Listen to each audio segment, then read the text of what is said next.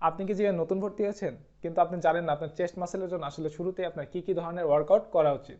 যদি না জেনে থাকেন তাহলে এই ভিডিওটি কিন্তু আপনার জন্য, কারণ এই ভিডিওতে কিন্তু আমি চেস্টের কিছু বেসিক ওয়ার্কআউট দেখাবো, সেই সাথে সেই ওয়ার্কআউটগুলো আপনার চেস্টের কোন কোন অংশে হিট করছে সেগুলো কিন্তু আমি বুঝিয়ে দিব।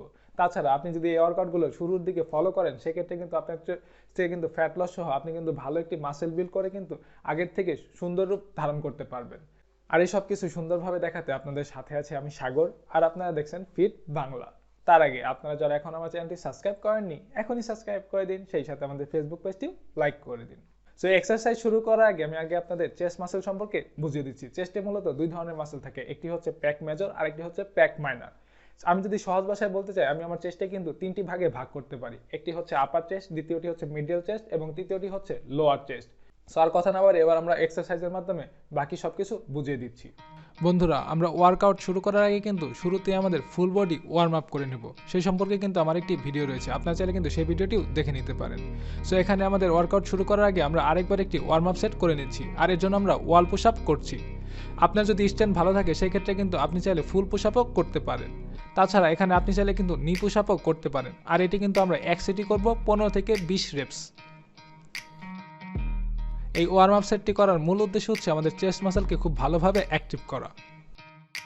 সো এবার আমরা চলে যাব আমাদের মূল ওয়ার্কআউটে। সো এখানে আমরা শুরুতেই কিন্তু আমরা ইনক্লাইন ব্রেঞ্চ প্রেস করব, আর এটি কিন্তু আমরা স্পিড মেশিনে করব। আর এই এক্সারসাইজটি কিন্তু আমাদের আপার চেস্টকে টার্গেট করবে। সো এখানে স্পিড মেশিনে করার একটি কারণ হচ্ছে শুরুর দিকে কিন্তু আমাদের মুভমেন্ট এবং রেঞ্জ অফ মোশন কিন্তু ঠিক থাকে না। আপনি যদি স্পিড মেশিনে এই ওয়ার্কআউটটি করেন সেক্ষেত্রে কিন্তু আপনার রেঞ্জ অফ মোশন এবং মুভমেন্ট কিন্তু ঠিক থাকবে। সো এই ইনক্লাইন বেঞ্চ প্রেসটি আমরা মোট 3 সেট করব। প্রথম সেটে 15 রেপস, দ্বিতীয় সেটে 12 রেপস এবং তৃতীয় সেটে আমরা 10 রেপস করব। সো এরপর আমরা চলে যাব আমাদের দ্বিতীয় ওয়ার্কআউটে। দ্বিতীয় ওয়ার্কআউটটি হচ্ছে বেঞ্চ প্রেস, আর এটিও কিন্তু আমরা স্পিড মেশিনেই করব, কারণ আমাদের রেঞ্জ অফ মোশন এবং মুভমেন্ট ঠিক করার কারণে। আর এই এক্সারসাইজটি কিন্তু আমাদের মিডল এবং লোয়ার চেস্টকে টার্গেট করবে।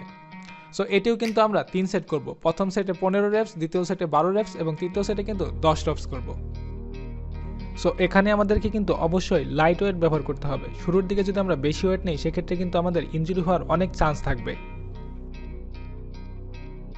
এবার আমরা চলে এসেছি আমাদের সর্বশেষ ওয়ার্কআউটে।